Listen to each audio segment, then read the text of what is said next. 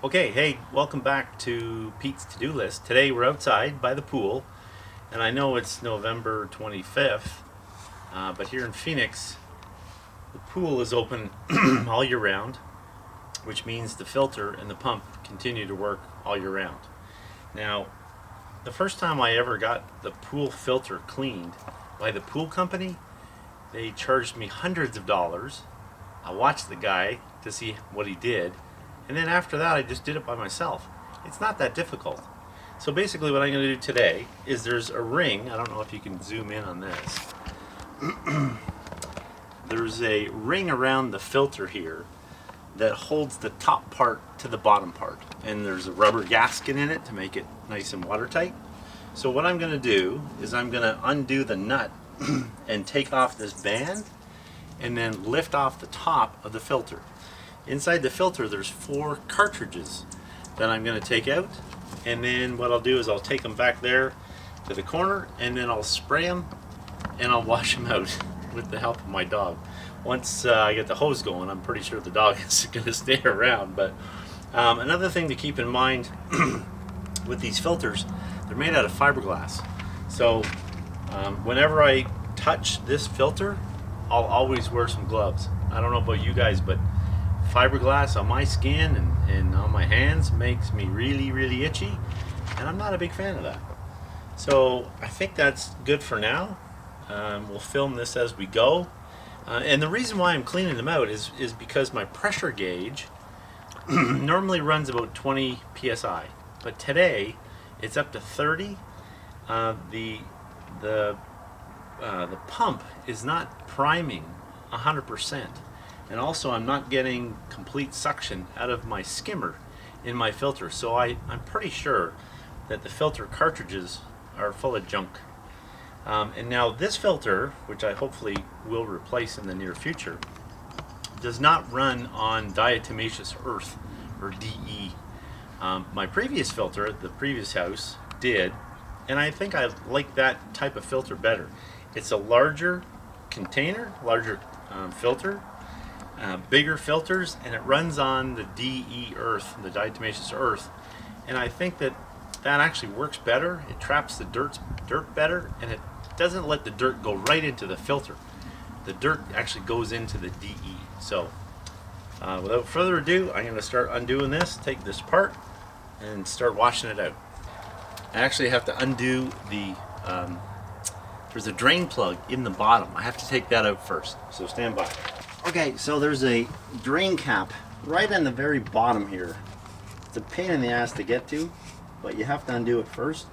And remember, righty tighty, lefty loosey. So even if the drain cap is upside down, clockwise is tightened and counterclockwise is loosened. So I gotta loosen it. So I gotta do this. I gotta turn it to the left. Isn't that clockwise? No. Well, it is, but I'm upside down, so it's not really. Okay, so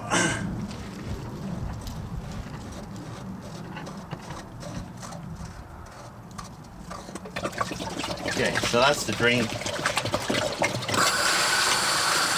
then if I open up the air valve, it'll let all of that stuff flow out. And obviously the most important thing is to make sure that the whole system is turned off, because you don't want this thing turning on without this connected.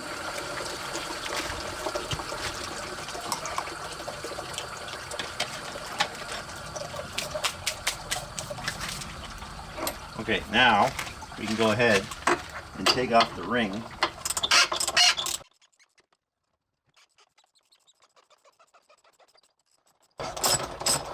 And just remember, when you put this back on, that the washers have to be in the right spot, and the spring has to be in the right spot, and the nut also in the right order. And when in doubt, one of the things that I like to do is to take a picture of it. If if it's complicated, just take a picture of it. It's easy. And you can always look back at the picture.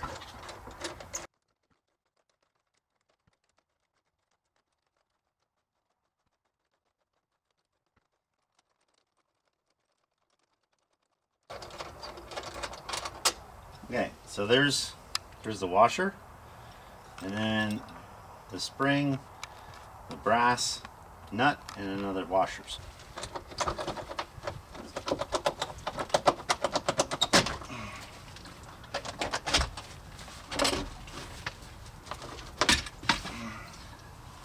So there's the ring.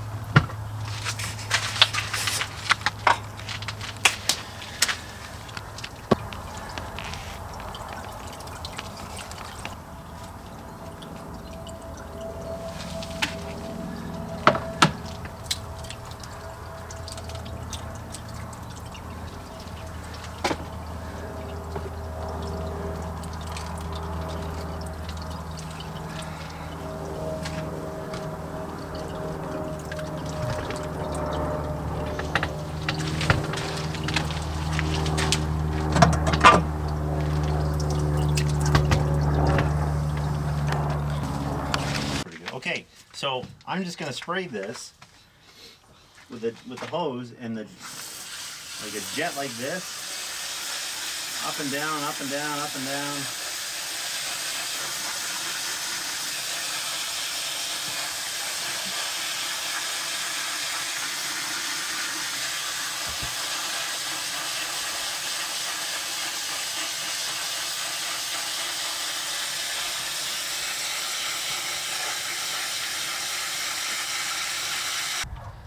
Okay, that took about 20 to 30 minutes. Prepare to get soaked, because I'm soaked, because there's no easy way to do this and to try and keep dry. It's impossible. Anyways, the whole point is you want to spray water in between these fins to get out the dirt. It's never going to look brand new like you just bought it from the pool store, so don't expect it to go white again, but as long as all the dirt's out, it'll allow the water to flow through.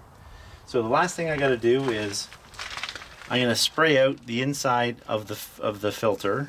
I got to make sure that the rubber gasket is on before I put the lid back on. Put the drain back in, rinse everything else, put it in, and then we should be good. So I'm going to put it all back together now.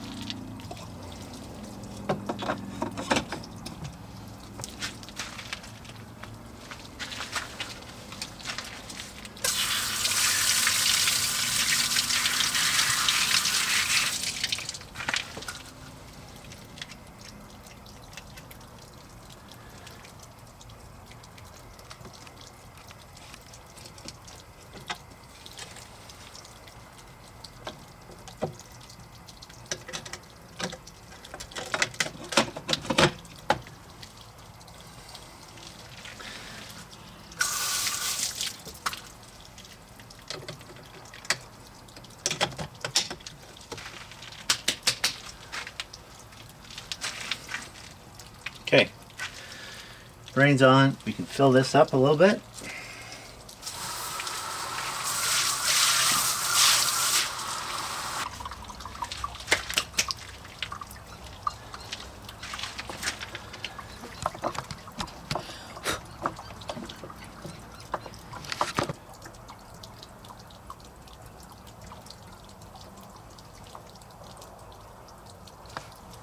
Okay, we're all washed up, all rinsed out.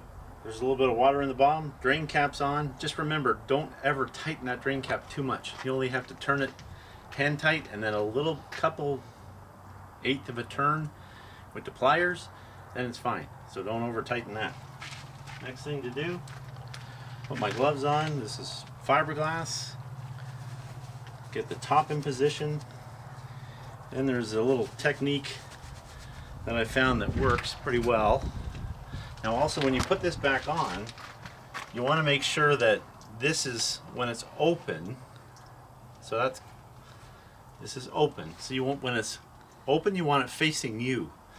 So this is how you want to put it back on. And then it's just going to go on like that. Now the thing that I learned in the past is to cover this with a little rag as best you can. And then what we're going to do is put this ring on. At the same time kneeling on this so it doesn't go anywhere. It looks a little kludgy, but this is the way it goes. And you put this little stem back in here and get as snug as you can. And the tricky part is just trying to hold it all together. Screw it back as best you can. All right. Cooking with gas now. With a hammer. And here's a shout out to Jeremy and Lindsay. Thanks, D'Amicos. They gave me this hammer back in Calgary. So, and I still have it. I'm still using it. So then what you want to do now is you want to tap it. And you want to keep tapping it. Happy. Happy Gilmore. Tap it in. Tap it in, Happy. And then you just want to tighten it.